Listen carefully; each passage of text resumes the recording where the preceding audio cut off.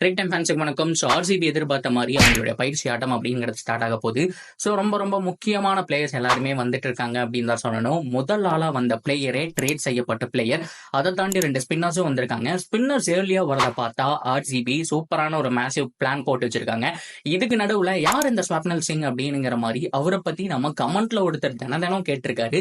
நானும் வீடியோ போடலாம்னு ட்ரை பண்ணி ஸோ ஃபைனலாக அதுக்கான வாய்ப்பு கிடைச்சது. யார் யார் வந்திருக்காங்க, அவங்களோட பயிற்சி ஆட்டம் எப்படி இருக்க போகுது, இதை தாண்டி கேமரூன் கிரீன் எப்ப வரப்போறாரு, விராட் கோலி எப்ப வரப்போறாரு அப்படிங்கிற கம்ப்ளீட் அப்டேட்டை இந்த வீடியோல பார்த்து தெரிஞ்சுக்கலாம். அதுக்கு முன்னாடி ஃபர்ஸ்ட் டைம் சேனலுக்கு வரீங்கன்னா மறக்காம சப்ஸ்கிரைப் பண்ணி சப்போர்ட் பண்ணுங்க. அப்போ அப்டேட் எல்லாமே உங்களுக்கு வந்து சேரும். சரி வாங்க வீடியோக்குள்ள போலாம்.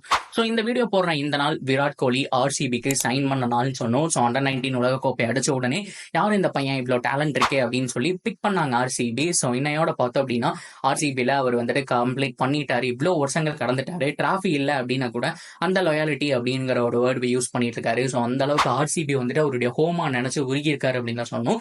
ஸோ அவருக்கும் ஆசை அப்படிங்கிறது இருக்கதான் செய்யுது, இந்த டீமுக்காக ஏதாவது பண்ணணும்னு சொல்லிட்டு. ஆனா ஏபிடி வில்லியர்ஸ், அது மட்டும் இல்லாம கிறிஸ் கெயில், தில்சன் சொல்லிட்டு ஜாம்பவான் பிளேயர்கள் எவ்வளவோ வந்தாங்க போனாங்க. ஆனா யாருனாலே முடியல. பட் இருந்தாலும் விராட் கோலி அவருடைய கடைசி பேஸ் ஆஃப் லைஃப் வரைக்கும் பார்த்தோம் அப்படின்னா இந்த டீம்ல தான் இருப்பாரு அப்படிங்கிறதுல மாற்றமே கிடையாது. ஸோ பொறுத்திருந்து பார்ப்போம். ஸோ விராட் கோலி இவ்வளோ இயர்ஸ் அப்படிங்கிறத ஆர்சிபியில் வந்துட்டு கம்ப்ளீட் பண்ணிட்டாரு. ஸோ எல்லாருமே செலிப்ரேட் பண்ணிட்டு இருக்காங்க. ஸோ அந்த ஒரு நியூஸ் வைரலா போயிட்டு இருக்கு. அதை நான் ஃபர்ஸ்ட் ஷேர் பண்ணிக்கிறேன், ஓகேவா? ஸோ இந்த ஒரு போஸ்ட் தான் ஆர்சிபி கிட்ட இருந்து மார்னிங் வந்து ஒரு ஃபர்ஸ்ட் போஸ்ட்னு சொன்னோம். ஸோ ரெண்டாவது வந்த போஸ்ட் என்ன அப்படின்னு கேட்டீங்கன்னா, மெயினான ஒருத்தர் வந்துட்டாரு, ட்ரேட் பண்ண ஒரு பிளேயர் வந்துட்டாரு. ஸோ ட்ரேட் பண்ண உடனே எக்ஸிக்யூட் பண்ண போறோம் அப்படின்னு சொல்லியிருந்தாங்க. வேற யாருமே கிடையாது, மயங்க் தகர். ரொம்ப ரொம்ப முக்கியமான ஒரு பிளேயர். பிகாஸ் இந்த யூனிட்ல பியூர் ஸ்பின்னர் அப்படிங்கிற ஒரு இது, அதாவது இப்ப ஜடேஜா எடுத்துக்கிட்டீங்க அப்படின்னா ஜடேஜா ஒரு பேட்டிங் ஆல்ரவுண்டர் கிடையாது, பவுலிங் ஆல்ரவுண்டர். அதே மாதிரி ஒரு பவுலிங் ஆல்ரவுண்டர் வேணும் அப்படின்னு யோசிக்கும் போது, ஸோ ஸ்பின் பவுலர் வேணும் அப்படின்னு யோசிக்கும் போது மயங்க் தகர் தான் கண்ணு முன்னாடி வராரு.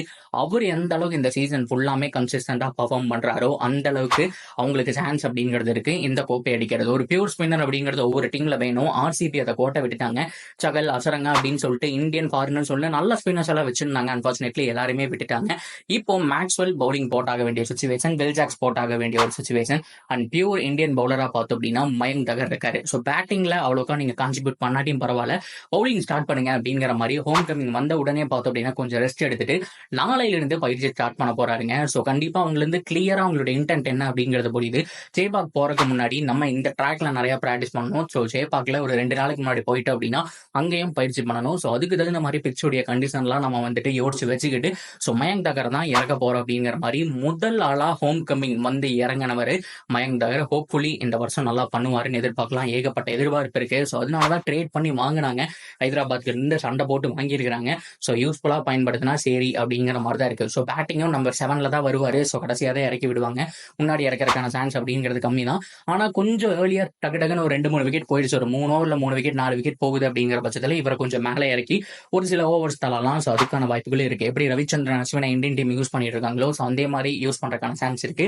ஸோ மயங்க் தகர் ஹோப்ஃபுல்லி இந்த வருஷம் நல்லா விளையாடுறாரா அப்படிங்கிறத வெயிட் பண்ணி பார்க்கலாம். ஸோ அடுத்தது ஸ்வப்னில் சிங். இவரை பத்தி தான் நிறைய பேர் வந்துட்டு கேட்டுட்டு இருந்தாங்க. ப்ரோ ஆர்சிபி ஸ்குவாட்ல எல்லாரும் பத்தி பேசிட்டீங்க, யார் இவரு, யார் இந்த ஸ்வப்னில் சிங் அப்படிங்கிற மாதிரி கேட்டுட்டே இருந்தாங்க. அதுலயும் ஒரு ஃபேன் போல ஸோ பயங்கரமா ப்ரோ இவ்வளவு ரெக்கார்டு வச்சிருக்காரு, இவ்வளவு நல்லா பண்ணியிருக்காரு, சூப்பரா இருக்கு ப்ரோ, இவருடைய அந்த ஆர்த்தடாக்ஸ் பவுலிங் அப்படிங்கிறது நல்லா இருக்கு, இவரை யூஸ் பண்ணுவாங்களா, சேப்பா கண்டிஷனுக்கு கரெக்டா இருக்குமாங்கிற மாதிரி கமெண்ட் மேல கமெண்ட் பண்ணிக்கிட்டே இருந்தாரு. ஸோ அதுக்கப்புறம் தான் நானும் செக் பண்ணி இவரோட இதெல்லாம் பார்த்தேன். ஸோ சொல்லி முடிக்கலாம் இன்னைக்கு பேசலாம் அப்படின்னு எடுக்கிறதுக்குள்ள பார்த்தோம் அப்படின்னா அவரும் டீமுக்கு வந்து சேர்ந்துட்டாரு. ஸோ ஃபர்ஸ்ட் மயங்க் தகர் வந்த உடனே ஸோ அதுக்கப்புறம் இவரும் வந்துட்டாருங்க. ஸோ பயங்கரமா இவரை பத்தின பேச்சு அதிகமா இருக்கு. ஸோ இவரும் ஒரு சூப்பரா ஸ்பின் பவுலர் பண்ணக்கூடிய ஒரு பவுலர் தான். ஸோ கண்டிப்பா ஸ்குவாட்ல இடம் இருக்கிறதுக்கான சான்ஸ் இருக்கு. ஓரளவுக்கு டீசெண்டா பேட்டிங் ஆடுவாரு. ஆகோ ஓஹோன்னு இல்லாட்டியும் ஓரளவுக்கு டீசெண்டா இருப்பாரு. அண்ட் பியூர் பவுலர் அப்படிங்கிறத மாற்றம் கிடையாது. ஆர்சிபி இவரையும் ட்ரை பண்ணலாம். 2 பேர்ல யார்கிட்ட வேரியேஷன் அதிகமா இருக்கு, ஸோ ட்ரேட் பண்ணாங்க அப்படிங்கிற காரணத்தினால மயங்க் தகர் ஆட போறாங்களா, பிளஸ் ஸ்வப்னில் சிங் அவருடைய பெர்ஃபார்மன்ஸ் அவங்க சொன்ன மாதிரி ரீசன்ட் டைம்ல செம்மையா இருந்திருக்கு, போட்டு கலக்கி போச்சுக்காரு. ஸோ ஸ்ட்ரெயிட் அவே அவருக்கு இடம் இருக்க போதா அப்படிங்கிறத வெயிட் பண்ணி தான் பார்க்கணும். இதுவே சிஎஸ்கே கூட ஃபர்ஸ்ட் மேட்ச் பேட்டிங் எல்லாம் முடிச்சதுக்கு அப்புறம் வந்துட்டு இம்பாக்ட் பிளேயரா வரணும் அப்படிங்கிற பட்சத்துல 2 ஸ்பின்னரையுமே உள்ள இருக்கிறதுக்கான சான்ஸ் அப்படிங்கிறது highly possible. So Swapnil Singh அவருடைய டெபியூட் அப்படிங்கிறத ஆர்சிபில எப்படி இருக்க போகுது அப்படிங்கிறத பொறுத்திருந்து பார்க்கலாம். ஸோ இதை தாண்டி ஆடம் கிரிஃபித் அவரும் வந்துட்டாரு அண்ட் ராஜன் குமார் அவங்களும் வந்துட்டாங்க. கிட்டத்தட்ட 4-5 பேர் தான் ஆர்சிபி கேம்ப் ஸ்டார்ட் பண்ணியிருக்காங்க. ஸோ பிக் நேம் எதுவுமே கிடையாது. இருந்தாலும் வந்திருக்கிற சூப்பரான தகவல் என்ன அப்படின்னா, ஆஸ்திரேலியா இன்னைக்கு டெஸ்ட் சீரிஸ் வின் பண்ணிட்டாங்க. அவங்க வின் பண்ணா என்ன ப்ரோ அப்படின்னு கேட்டீங்கன்னா, ஸோ இன்னும் ஒரே நாள் ரெஸ்ட் எடுத்துட்டு டைரக்டா கிளம்பிடுவாங்க. எங்கேயும் கிடையாது, கேமரூன் கிரீன் இந்தியா வர போறாரு 15ஆம் தேதி அப்படிங்கிற மாதிரி சொல்லியிருக்காங்க.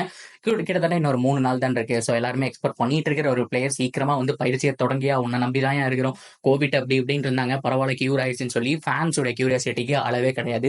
அவரும் வராரு. அதை தாண்டி வில் ஜாக்ஸும் பார்த்தோம் அப்படின்னா இந்த வீக்கெண்ட் இல்ல சண்டேக்குள்ள வரக்கான சான்ஸ் இருக்கு.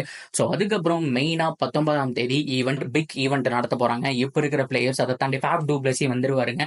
ஸோ ஆல்மோஸ்ட் அவரும் இந்த வீக்கெண்ட்ல வரக்கான சான்ஸ் இருக்கு, இந்த சண்டே வரக்கான சான்ஸ் இருக்கு. அவரும் பயிற்சி ஆட்டம் எல்லாமே வந்துட்டு அவங்க பிராக்டிஸ் பண்ணிட்டு, விராட் கோலி இருக்காரா இல்லையா அப்படிங்கறதா வந்துட்டு மிகப்பெரிய பிரச்சனையே.